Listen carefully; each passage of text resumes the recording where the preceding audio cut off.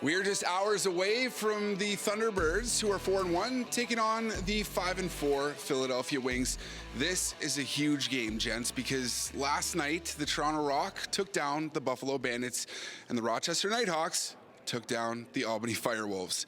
Halifax has a big chance to climb in the East here, Pat, and this is a game that a lot of people are marking on their calendars because of the fact that Jake Withers, one of the best face-off guys in the game, is going head-to-head with Trevor Baptiste, also one of the best face-off guys in the game. I know there's some folks that say face-offs don't matter in the box game, but when it comes down to this, every possession matters, and these two guys are going to go toe-to-toe at every stage when these guys have met, whether it's the Worlds, college, NLL, the Outdoor League. These guys have put on an absolute show and an absolute clinic, and I can't wait. And the great thing about this, too, is not only are they great face-off specialists, they're also key parts to their defense. So once they lose that draw, they're on the floor causing havoc. So I can't wait. It's going to be awesome. Lacrosse fans of all ages will be watching this matchup for sure. And whether you're a fan of the indoor game, the outdoor game, they're going to be watching closely. Pete, we have another big matchup tonight. This afternoon, I should say, 1 p.m. Yeah, matinee.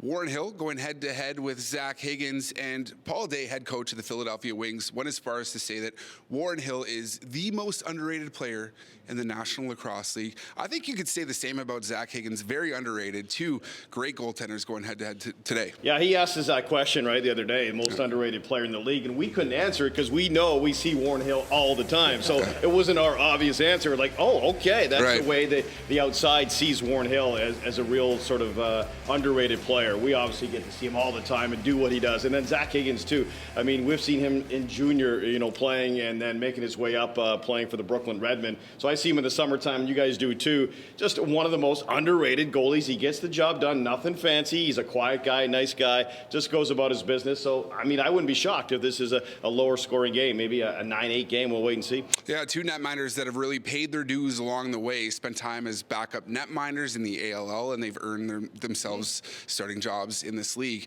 Now, Pat, one of the things that not a lot of people are talking about, but I think maybe a cause for concern, is the fact that the Halifax Thunderbirds, though 4-1, have the worst power play and penalty kill in the entire National Lacrosse League. What are you seeing that is going wrong here for this team?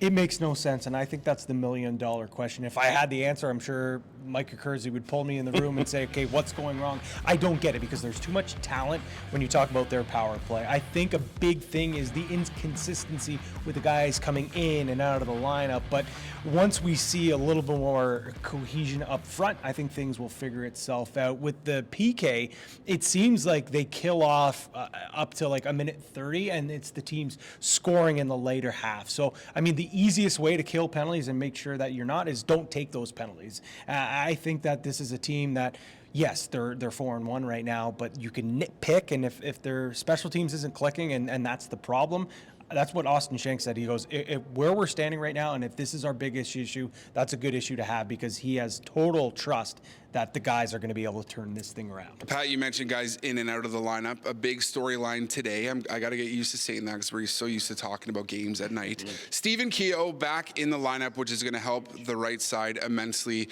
Pete, what's your line for Stephen?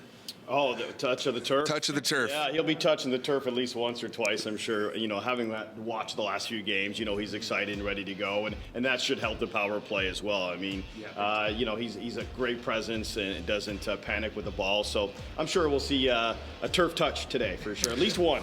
Stephen Keogh back in. Luke Magnan will be out with a lower body injury. This will be a great game. Big implications here for the Halifax Thunderbirds. The game goes 1 p.m. Eastern, 2 p.m. Atlantic on TSN Direct.